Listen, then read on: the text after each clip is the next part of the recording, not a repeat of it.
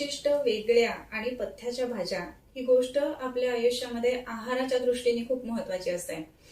भाज्यांमध्ये वैविध्य हवं, विविधता हवी आणि तरी सुद्धा त्या आपल्या आरोग्याच्या दृष्टीने हितकर असायला हव्यात. मग अशा भाज्या कोणत्या? मग रानभाज्या आणि त्या सदऱ्यामध्ये आज आपण एक नवीन भाजी बद्दल माहिती घेणार आहोत आणि तिचं नाव आहे मायाळू. हा जो मायाळू असतो ना, तर त्याच्यामध्ये तुम्ही बघताय की ह्याची पानं जी असतात तर ती हार्ट शेप किंवा पालकासारखी ह्याची पानं असतात आणि म्हणूनच याला दोन पद्धती आपल्याला मिळतात. ह्याच्यामध्ये एक तर हा पांढरा प्रकार म्हणजे ह्याचं जे देठ आहे ते हिरव्या रंगाचं पांढरट रंगाचं असतं म्हणून त्याला बॅसिला अल्बा असं म्हटलं जातं. आणि ह्याच्यातच अजून एक दुसरा प्रकार मिळतो की ज्याला बॅसिला रुब्रा असं म्हटलं जातं की जे त्याचं देठ हे लालसर रंगाचं असतं. पूर्ण भारतामध्ये आणि पूर्ण आशिया खंडामध्ये ही भाजी अतिशय चांगल्या मोठ्या मुबलक प्रमाणामध्ये आपल्याला मिळत असते. ह्या भाजीचा उपयोग निरंतर काळापासून ह्या संपूर्ण आशिया खंडामध्ये होतोय. चीनमध्ये तर या भाजीचा उपयोग जो लाल प्रकारचा आहे ना त्याच्यामध्ये रंग काढण्यासाठी सुद्धा केला जातो. श्रीलंकेमध्ये विशेष करून ह्याची डाळ बनवली जाते, तर थायलंडमध्ये किंवा मलेशियामध्ये ह्याचं विशिष्ट सूप बनवलं जातं. सो असं वेगवेगळ्या पद्धतीनं ही भाजी संपूर्ण आशिया खंडामध्ये कंझ्युम केली जाते. ह्या भाजीला अनेकविध नावं सुद्धा आहेत की ज्याला मराठीमध्ये किंवा संस्कृतमध्ये याला पोतकी किंवा पोथकी शाक असं म्हटलं जातं. मराठीमध्ये मायाळ किंवा मायाळू म्हटलं जातं. तसंच याला हिंदीमध्ये पोईकी शाक असंही म्हटलं जातं. याच्याच बरोबरीनं हा विशिष्ट मलबार किंवा सिलोन म्हणजे श्रीलंका या प्रदेशामध्ये येत असल्यामुळे सिलोन स्पिनॅच किंवा मलबार स्पिनॅच अशी सुद्धा ह्याची नावं आहेत. याचे जर का आपण गुणधर्म बघायला गेलो ना तर आयुर्वेदाच्या दृष्टिकोनातून जेव्हा बघतो तेव्हा ह्याचा रस मधुर आहे म्हणजे त्याचं किंचित गोडसर चव असते. वीर्यानी शीत आहे, थंड आहे आणि विपाक म्हणजे शरीरामध्ये गेल्यानंतर सुद्धा ह्याचा परिणाम जो आहे शरीरामध्ये तो मधुरच राहतो. आणि म्हणूनच वेगवेगळ्या आजारांसाठी किंवा वेगवेगळ्या लक्षणांसाठी याचा उपयोग आपल्याला उत्तम पद्धतीने करून घेता येत असतो. आता हा जो मलबार स्पिनॅच किंवा हा जो मायाळू आहे ना तर त्याच्यामध्ये बऱ्याच वेगवेगळे गुणधर्म म्हणजे आपण जर त्याचं रासायनिक संघटन जर का बघितलं तर याच्यामध्ये 93% जवळजवळ पाणी असतं. त्याच्याच बरोबर उत्तम पद्धतीने व्हिटॅमिन ए, व्हिटॅमिन सी आणि काही विशिष्ट मिनरल्स असतात. आणि त्याच्याचमुळं आपल्या शरीराचं हायड्रेशन करणं म्हणजे आपल्या शरीरामध्ये पाणी नियमित ठेवण्याचं काम हा मायाळू खूप छान पद्धतीनं करत असतो. पाण्याचा परिणाम शरीरामधलं जर चांगलं राहिलं तर मग आपल्याला उत्साह वाटतो किंवा काही करण्याची उर्मी येत असते. त्याच्यानंतर थकान कमी होते. ह्या सगळ्या गोष्टी त्याच्यामध्ये होत असतात. आणि म्हणून ही भाजी जी आहे ती विशिष्ट करून आपण लांब प्रवासाला जाणार असो, ट्रेकिंगला जाणार असो तर अशा वेळेला सुद्धा जर घेतली तर आपला ताकद टिकून राहण्याचं काम जे आहे ना ते हे मायाळ करत असतं. याच्याच बरोबरीनं हे जे आहे हे थंड वीर्याचं म्हणजे थंड गुणाचं आहे. आणि तसं असल्यामुळं काही वेळेला जेव्हा मुखपाक म्हणजे माउथ अल्सर्स रिकरंट होत असतात त्याच्यामध्ये सुद्धा ह्याचा जे कल्क म्हणजे त्याला थोडंसं चुरडून जर का त्याचा एक चटणी बनवली आणि ती जर का त्या मुखपाकावरती म्हणजे माउथ अल्सर्स वरती लावून ठेवली तर त्याला गारवा येतो आणि ते लवकर हील पण होतात. हिलिंगचा मुद्दा आला तसा वेगवेगळ्या पद्धतीच्या ज्या जखमा असतात किंवा इन्फ्लमेशन्स असतात त्याच्यामध्ये सुद्धा ह्याचा खूप चांगला उपयोग होतो.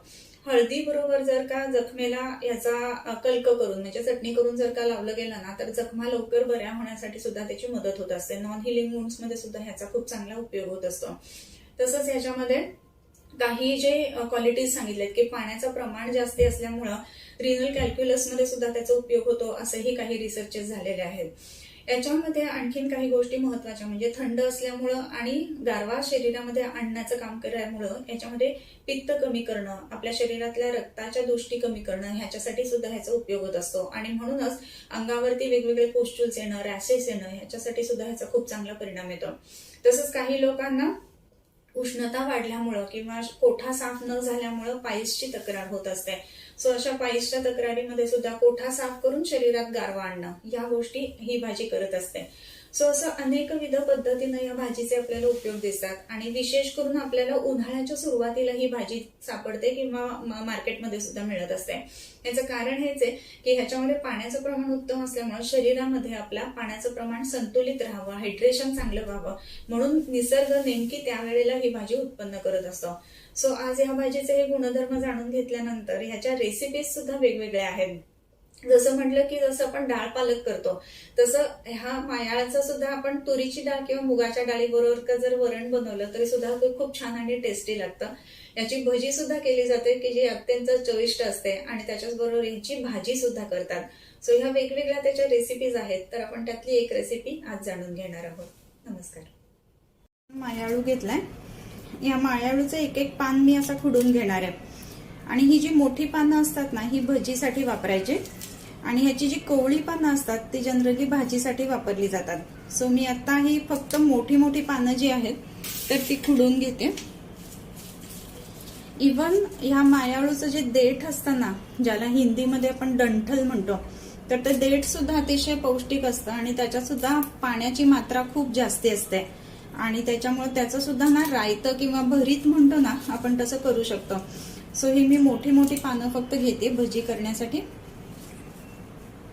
आपली पानं सगळी खुडून आपण घेतलीत छानपैकी स्वच्छ. आता ही पाण्यामध्ये घालून स्वच्छ धुवून घ्यायची आहेत.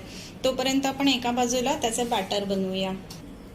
बॅटर बनवण्यासाठी आपण काही विशिष्ट साहित्य त्याचं घेतलंय. त्याच्यामध्ये बेसन पीठ आहे, मी किंचित एक चिमूटभर त्याच्यात सोडा ठेवलाय. हे आहे धन्या जिऱ्याची पावडर, थोडासा कणभर गूळ घालायचा. 1 चमचा जर का आपण हे भजी बनवत असताना त्याच्यामध्ये जर का राईस पावडर म्हणजे तांदळाचं पीठ जर का घातलं ना तर एकदम खुसखुशीत आणि छान होतात. मीठ आणि बाकी ह्याच्यामध्ये घालण्यासाठी मसाल्यासाठी हिंग, हळद आणि तिखट या गोष्टी आपण वापरणार आहोत. आता ह्या बेसन पिठामध्ये मी धने जिऱ्याची पावडर घालते. गूळ अगदी थोडासा घालायचा म्हणजे भजी खुटखुटीत होतात. त्यानंतर 1 ते 1.5 चमचा तांदळाचं पीठ, चवीप्रमाणे मीठ घालायचं. मिठाचा चमचा आपला ना मापाचा ठरवूनच घ्यावा म्हणजे सगळ्यात सोयीचं पडतं. त्यानंतर हिंग, हळद आणि लाल मिरची पावडर किंवा आपण तिखट म्हणतो ते आवडीप्रमाणे तिखट घालावं. भजी छान कुरकुरीत व्हावी म्हणून ना ह्याच्यामध्ये मोहन म्हणजे गरम केलेलं तेल आपण घालणार आहोत. एका कढईमध्ये तेल गरम करायला घेतलंय. तेल गरम झालेलं दिसलं ना जस्ट असं हात आपण जरासं उंच ठेवावं म्हणजे आपल्याला गरमपणा त्याचा जाणवतो. तेल गरम झालं की ते मी ह्याच्यामध्ये छानपैकी मोहन म्हणून घालणार आहे. आपलं तेल छान गरम झालंय. हे आता मी मोहन म्हणून घालणार आहे. मोहन म्हणून घातलं ना आपण की त्याचा एक चुरचुरीत असा आवाज येतो छानपैकी. कडेला आपल्याला हे खुसखुसलेलं दिसतं. हे सगळं जे तयार केलंय ना ते छानपैकी एकत्र करून घेणार आणि मग त्यामध्ये गरजेप्रमाणे आपण पाणी घालणार आहोत.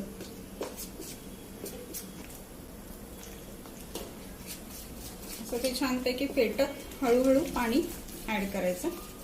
बॅटर थोडंसं पातळ थोडंसं घट्ट असं मध्यम पद्धतीचं भिजवायचं आहे आपल्याला. या पद्धतीनं एक एक पान आपण त्याच्यामध्ये घालून असं बुडवून घ्यायचं. दोन्ही बाजूला असं छानपैकी सगळीकडनं त्याला लागलं पाहिजे आणि पान थोडंसं फोल्ड केलं तरी चालतं. आणि या पद्धतीनं आपण ते भजी तळायला ठेवणार आहोत.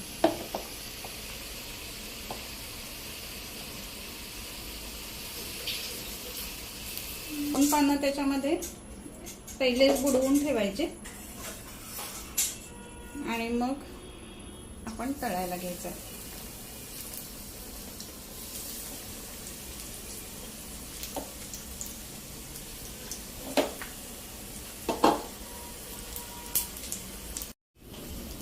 मस्तपैकी सोनेरी रंगावर तळून घ्यायचे. एकदम खुसखुशीत आणि टेस्टी असे आपले मायाळूची भजी तयार.